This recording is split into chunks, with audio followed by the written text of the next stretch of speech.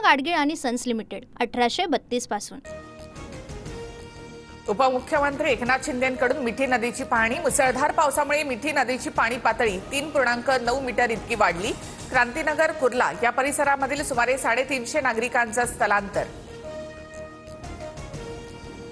मिठी नदीमध्ये वाहून जाणारा एक युवक थोडक्यात बचावला। मुंबईतील धडकी भरवणाऱ्या पावसामुळे मिठी नदी धोकादायक पातळीवर।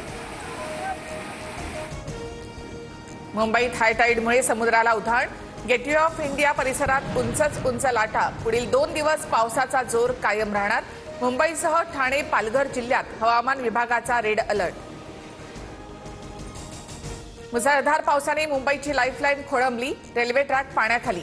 मध्य रेल्वे मार्गावर लोकल ट्रेन रुळावर एका वाटोपाठ उभ्या, तर पश्चिम रेल्वेची वाहतूक धीम्या गतीनं। मुंबई शहरासह उपनगरात तुफान पाऊस। सखोल भागामध्ये पाणी साचल्यामुळे रस्त्यांना नदीचं स्वरूप। दादर किंग सर्कल सायन्ससह कुर्ल्यामध्ये वाहन चालकांची कसरत। रस्त्यांवर घाणीचं साम्राज्य।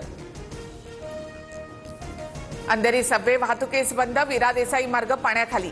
वाहतूक गोखले पूल आणि ठाकरे पूल मार्गे वळवली। वसई विरार नालासोपारा पालघरमध्ये पावसाचा कहर। रस्त्यांवर 3 ते 4 फूट पाणी साचलं। गाड्या घरं जलमय अवस्थेत। नागरिकांची मोठी गैरसोय। मुंबई महापालिका क्षेत्रातील सर्व शासकीय आणि निमशासकीय कार्यालयांसह शाळा कॉलेजेस बंद। रेड अलर्टच्या पार्श्वभूमीवर सरकारचा निर्णय। अत्यावश्यक सेवा सुरू राहतील। राज्यातील 10 लाख एकर क्षेत्र पाण्याखाली। 2 दिवसात पंचनामे सुरू करणार उपमुख्यमंत्री अजित पवार यांची माहिती। नांदेडच्या मुखेड तालुक्यामधील 7 गावांना पुराचा फटका। हसनाळ गावात अनेकांचे संसार उघड्यावर। एनडीआरएफसह आर्मीकडून बचाव कार्य। 5 नागरिक आणि 150 जनावरांचा मृत्यू, तर 6 जण बेपत्ता।